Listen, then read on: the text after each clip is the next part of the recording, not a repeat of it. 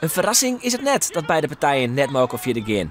Na een minder eerste seizoen tot de ploeg het nou liek was goed. Dus bleef toch wel een beetje de vraag hoe waarom Jans dan zelfs net via de wol. Ik denk toch dat er in het verleden toch te veel gebeurd is. En niet zozeer, want het is met de groep gewoon lekker werken en we ontwikkelen ons allemaal. Ja. Maar er is denk ik toch te veel gebeurd. En dan is het goed om denk ik goed af te sluiten. Ja. En dat iedereen zijn eigen kant op gaat. Ja, doel je dan op als er is te volle gebeurd? Nou, dat ga ik nog niet allemaal herhalen. Daar zijn de journalisten voor. Dat klopt. En zakken we kwartsoins is dat er geen chemie wie tussen de club en Ron Jans.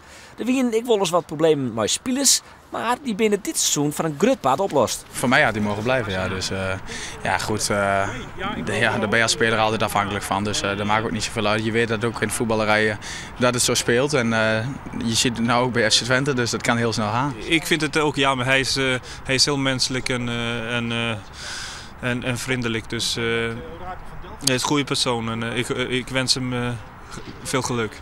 Voorzitter Robert Vis